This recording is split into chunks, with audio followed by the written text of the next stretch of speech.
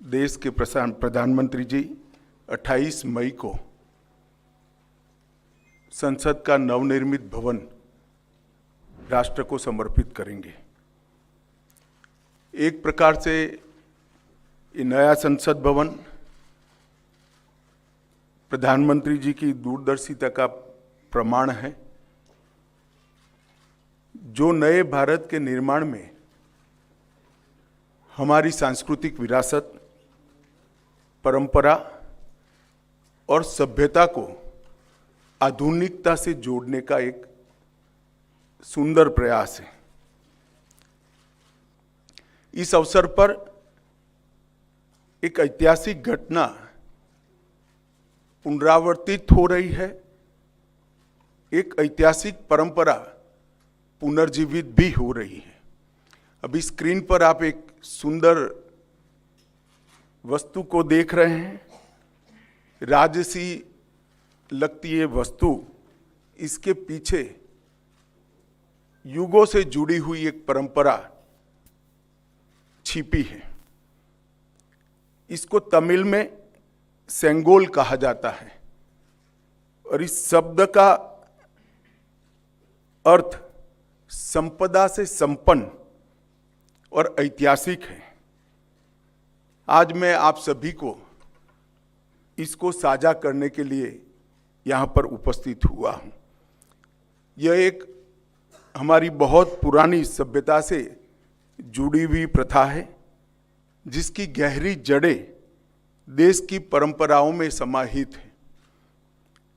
आज़ादी के अमृत महोत्सव में प्रधानमंत्री जी ने जो कुछ लक्ष्य तय किए थे, उसमें एक लक्ष्य हमारी ऐतिहासिक परंपराओं का सम्मान और उसका पुनः जागरण भी था। ये सेंगोल उसी लक्ष्य की परिपूर्ति के लिए आज मैं आपके सामने इसकी इंफॉर्मेशन को लेकर आया हूं। ये घटना जुड़ी है आजादी की क्षण के साथ। 14 अगस्त 1947 की रात को एक बहुत महत्वपूर्ण, ऐतिहासिक और अनोखी घटना ने आकार लिया था, जिसकी 75 साल के बाद आज देश के अधिकांश नागरिकों को जानकारी नहीं है। यह सेंगोल जो अभी आपने स्क्रीन पर देखा था, उसने हमारे इतिहास में एक अहम भूमिका निभाई है और ये सेंगोल अंग्रेजों से भारतीयों के साथ सत्ता के हस्तांतरण का एक प्रतीक बना था। इस घटना के ऐतिहासिक महत्व को जानने के बाद आप सभी को आश्चर्य होगा कि इतने सालों तक ये हमारे सामने क्यों नहीं आई। जब इसकी जानकारी प्रधानमंत्री जी को मिली, इस पर गहराई से विचार करने के बाद प्रधानमंत्री जी ने इसकी गहन जांच के आदेश दिए और फिर निर्णय लिया कि गौरवमयी प्रसंग को ध्रुव तारे के समान, परंपराओं के ध्रुव तारे के समान देश के सामने रखना चाहिए। इसीलिए हमारे नए संसद भवन के लोकार्पण के दिन को चुना गया। अब मैं थोड़ा इस घटना के बाद में आपको बताऊंगा। 14 अगस्त 1947 की रात को लगभग 10:45 पर पंडित जवाहरलाल जी के ने विशेष रूप से तमिलनाडु से आए हुए अधिनम से सेंगोल को स्वीकार किया था। उन्होंने इसे अंग्रेजों से भारत को सत्ता प्राप्त करने के प्रतीक के रूप में पूर्ण विधि विधान के साथ स्वीकार किया था। पंडित नेहरू ने 14 अगस्त की रात को अपने निवास पर कई नेताओं की उपस्थिति में सेंगोल स्वीकार कर सत्ता के हस्तांतरण की प्रक्रिया को एक प्रकार से पूरा किया था, जिनमें श्री राजेंद्र प्रसाद भी थे, जो बाद में हमारे राष्ट्रपति बने। ये घटना क्यों और कैसे हुई, हम सब जानते हैं कि सन 47 में भारत को आजादी देने का जब निर्णय हुआ, तब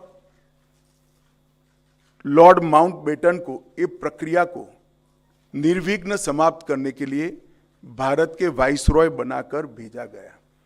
जब ये प्रक्रिया करने का समय आया, तब लॉर्ड माउंटबेटन, क्योंकि इंग्लैंड से आते थे, इनको हमारी सांस्कृतिक और पारंपरिक व्यवस्थाओं की जानकारी नहीं थी। उन्होंने पंडित जवाहरलाल नेहरू जी को ये प्रश्न किया कि ब्रिटिश से भारतीयों के हाथ में सत्ता का हस्तांतरण के प्रतीक के रूप में कौन सा विशिष्ट परंपरागत समारोह का आयोजन किया जाना चाहिए। पंडित जी भी कंफ्यूज थे। उन्होंने थोड़ा समय मांगा और कहा कि मैं साथियों से चर्चा कर आपको इसके बारे में जानकारी दूंगा। पंडित जवाहरलाल नेहरू जी ने चर्चा करने के लिए अपनी पसंदगी बहुत अनुभवी स्वतंत्रता सेनानी, दार्शनिक, भारतीय परंपराओं के जानकार, इतिहास के मर्मज्ञ ऐसे विद्वान सी राजगोपालाचारी पर नियुक्त की, जिनको हम राजा जी के नाम से जानते हैं। उन्होंने ये बात को राजा जी के सामने रखा।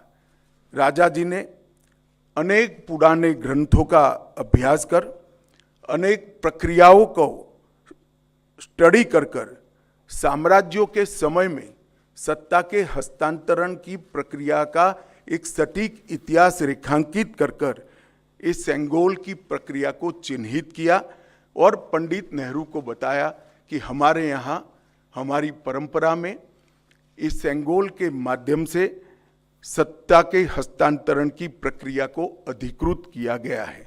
और इस प्रकार ये प्रक्रिया तय हुई और पंडित नेहरू ने पवित्र सेंगोल को तमिलनाडु के अधिनियम से स्वीकार कर अंग्रेजों से भारतीयों के हाथ में सत्ता के हस्तांतरण को आकार दिया। वही क्षण था जब पंडित नेहरू ने सेंगोल को स्वीकार किया, जब हम जिसको स्वतंत्रता कहते हैं, इसका सटीक स्थान था। इस अनुष्ठान का उद्देश्य इस तथ्य का स्वीकारीकरण है कि भारत में विदेशी शासन भारत के लोगों के पास एक ऐसी आध्यात्मिक प्रक्रिया से आई जो प्राचीन और भारत की सुदृढ़ परंपरा है। पंडित नेहरू ने इस अनुष्ठान के संपादन के लिए दक्षिण के मठाधिपति को स्वीकार कर आगे चले, जिससे पता चलता है कि उनका उद्देश्य भारत की भावात्मक एकता और आध्यात्मिक एकीकरण का था। सेंगोल के अर्थ और इतिहास में थोड़े डिटेल में जाते हैं तो सेंगोल का अर्थ बड़ा गहरा है। सेंगोल शब्द तमिल भाषा के सेम्मई शब्द से बना गया है। इसकी व्युत्पत्ति सेम्मई से आती है, जिसका अर्थ और भाव नीति परायणता से है। यह एक तमिलनाडु के प्रमुख धार्मिक मठ के महंतों द्वारा ये सेंगोल जो आप अभी देख रहे हैं स्क्रीन पर, ये अभिमंत्रित है। गंगा जल से उसको पवित्र किया गया है। इस पर पवित्र नंदी अपना अटल दृष्टि और स्थिरता के साथ विराजमान है। और ये जो सेंगोल है वो चोला साम्राज्य के समय से, मतलब 8वीं शताब्दी से चली आ रही हमारी अपनी भारतीय सभ्यतागत प्रथा का एक अनुसरण करने के लिए ये प्रथा को बना दिया गया था। आप सभी जानते हैं चोला साम्राज्य सदियों से हमारे उपमहाद्वीप में एक महत्वपूर्ण साम्राज्य रहा, जिसने 21 राजाओं ने बड़े लंबे अरसे तक 800 साल से ज़्यादा समय तक इस देश के एक महत्वपूर्ण हिस्से पर शासन किया।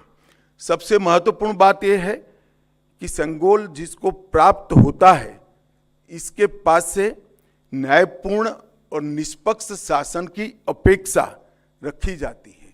और एक प्रकार से न्यायपूर्ण और निष्पक्ष शासन करने का आदेश उसको मिलता है, जिसे तमिल में आणई कहते हैं। और इस सेंगोल को प्राप्त करने की घटना को आज़ादी के समय विश्व भर के मीडिया ने इसका जिक्र भी किया है, इस पर वृत्तांत भी प्रकट किए हैं।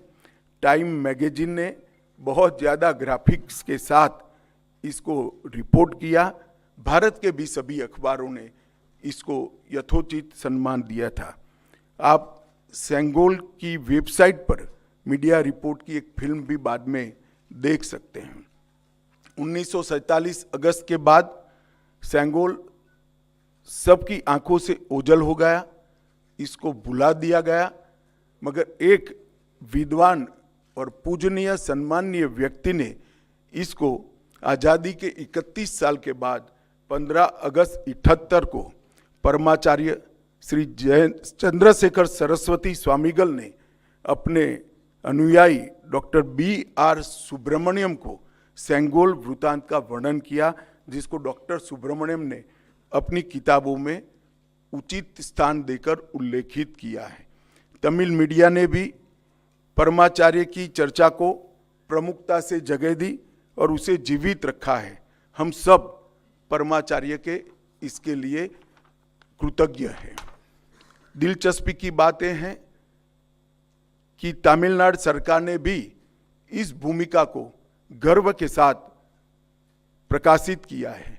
यह 2021-22 का HR&CE पॉलिसी नोट जो अभी आप स्क्रीन पर देख रहे हैं उसमें दर्ज है। इस पर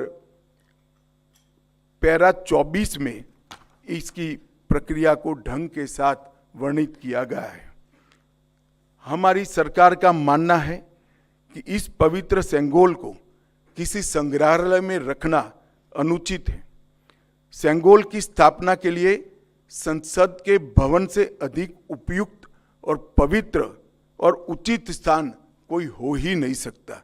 इसलिए जब संसद भवन का देश को समर्पण होगा उसी दिन आदरणीय प्रधानमंत्री नरेंद्र मोदी जी बड़ी विनम्रता के साथ तमिलनाडु से आए हुए अधिनम से सेंगोल को स्वीकार करेंगे और अत्यंत आदरपूर्वक माननीय लोकसभा के अध्यक्ष के आसन के समीप सम्मान के साथ इसको स्थापित करेंगे। मैं मानता हूं कि भारतीय परंपराओं से जुड़ने का एक विरल और महान क्षण होगा। नए भारत को हमारी परंपराओं के साथ, हमारे इतिहास के साथ और हमारे अध्यात्म के साथ उसी क्षण से एक नया अनुसंधान होगा।